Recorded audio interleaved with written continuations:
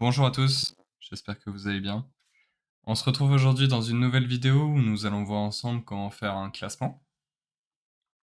Donc l'exemple que j'ai pris ici, c'est les ventes d'albums, de disques, de CD.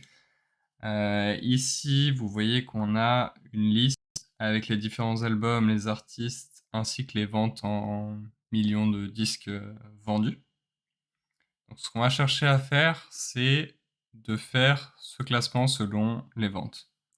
Donc, pour ce faire, nous allons utiliser la formule grande valeur, donc qui va vous permettre de connaître quelle est chaque position dans une liste donnée.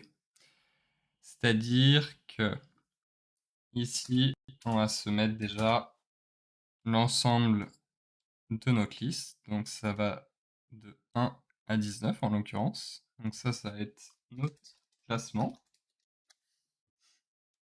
Et ici, on va utiliser la fonction grande valeur. Donc la matrice, ça va être l'ensemble des données que vous souhaitez comparer et lister.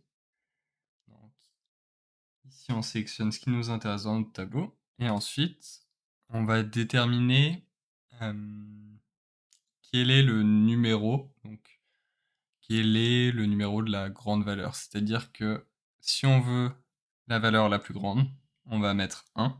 Et c'est pour ça que j'ai préalablement fait ce classement de 1 à 19. On va pouvoir directement utiliser la cellule G3 qui correspond à la valeur 1. Donc on va fermer. Ici, on voit qu'on arrive à 66 millions. Donc 66 millions qui correspond à l'album Thriller de Michael Jackson. Ici, on va juste étendre la formule. Donc là, on a toutes nos ventes en millions.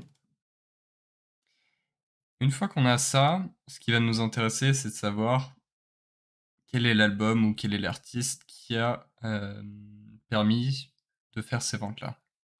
Donc ici, on va utiliser la fonction recherche X, donc que j'ai déjà expliqué dans une précédente vidéo. Donc n'hésitez pas, si ça vous intéresse, à aller voir cette vidéo. Donc là, on sélectionne les colonnes qui nous intéressent. Donc on va d'abord sélectionner le nom de l'album. Et ensuite, on va voir pareil. On va étendre.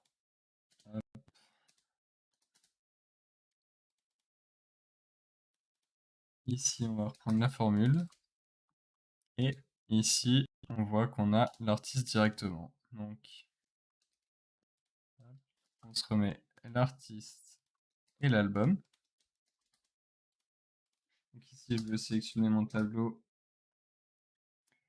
Je vais faire en sorte d'ajuster les colonnes. Donc là, le raccourci pour ajuster les colonnes, c'est Alt, L pour aller dans l'onglet Accueil. Ici, on fait Format avec CCD et A pour les mettre comme il faut. Hop, je descends bien. Et ici, on peut sélectionner notre tableau et le mettre en forme si on le souhaite. Donc, voilà. Donc ici, je réajuste juste.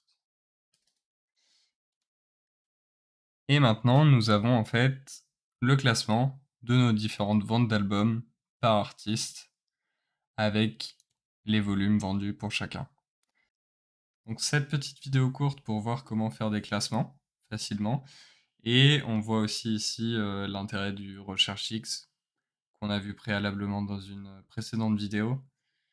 Juste une petite information en plus, l'inverse de grande valeur, c'est petite valeur. Donc là, c'est si jamais vous voulez avoir, par exemple, euh, le dernier, euh, le dernier album de notre liste, on va faire la même chose. Et ici, on va mettre 1, et ça va être celui qui est le moins vendu, donc celui qui a 28, donc qui correspond à Appetite for Destruction de Guns N' Roses. Bon, aussi petite précision, si vous avez déjà tous vos chiffres bien comme il faut, etc., dans un tableau, vous pouvez juste utiliser le filtre. Donc, et ici, faire un triage, donc du plus grand au plus petit, et vous avez aussi le même classement entre ce qu'on a fait à l'aide de la fonction grande valeur sur la partie droite versus ce qu'on a directement en utilisant juste la liste déroulante sur la partie vente. Donc voilà, c'est tout pour cette vidéo. Si vous l'avez appréciée, n'hésitez pas à me le faire savoir en likant, en partageant la vidéo et en vous abonnant. N'hésitez pas si vous avez des suggestions quant aux formules que vous souhaiteriez que j'explore plus en profondeur. D'ici là, portez-vous bien. Allez, ciao!